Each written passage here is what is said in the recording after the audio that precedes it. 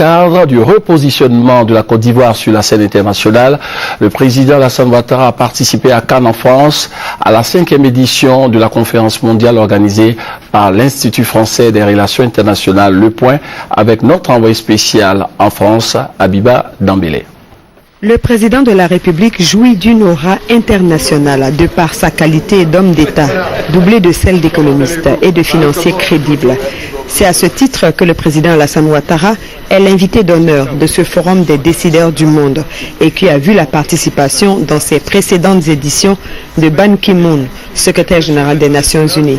Le président ivoirien a instruit l'assistance, composée de personnalités de renom, de sa vision de la gouvernance économique mondiale. Cette conférence intervient au moment où le monde entier vient d'apprendre le nom des dirigeants des deux superpuissances, avec la réélection du président Barack Obama aux États-Unis et la désignation de Xi Jinping au poste de secrétaire général du Parti communiste chinois. Alors ces deux dirigeants dont les futures décisions prises au nom de leur pays, tant au niveau économique que des relations internationales, auront un impact significatif sur l'avenir de l'humanité. Le monde fait aujourd'hui face à des turbulences. Les prévisions publiées récemment par l'OCDE laissent craindre, comme ils indiquent, une reprise mondiale hésitante et inégale, avec des taux de croissance fortement révisés à la baisse de 1,4% en 2013 contre 2,2% initialement prévu. La carte des nouveaux rapports de force qui se dessinent sous nos yeux nous appelle à un véritable renforcement de la gouvernance mondiale.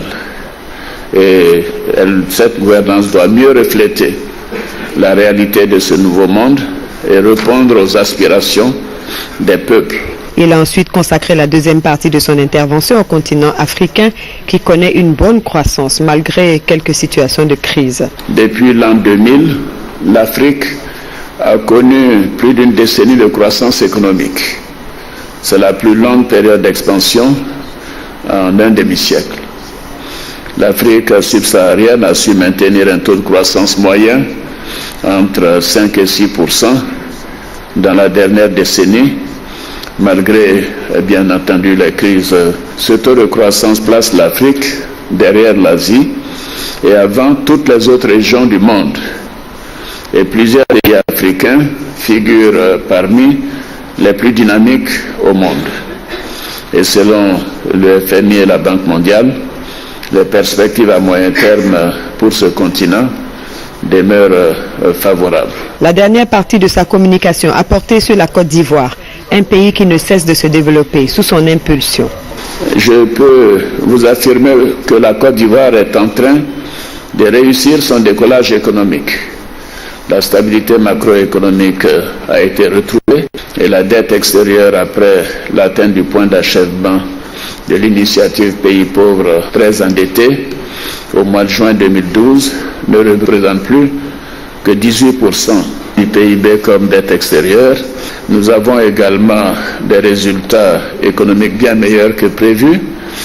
Un taux de croissance cette année revu à la hausse par le FMI de 8,6%, un taux d'inflation d'environ 2% et un déficit budgétaire qui se rapproche des 3%.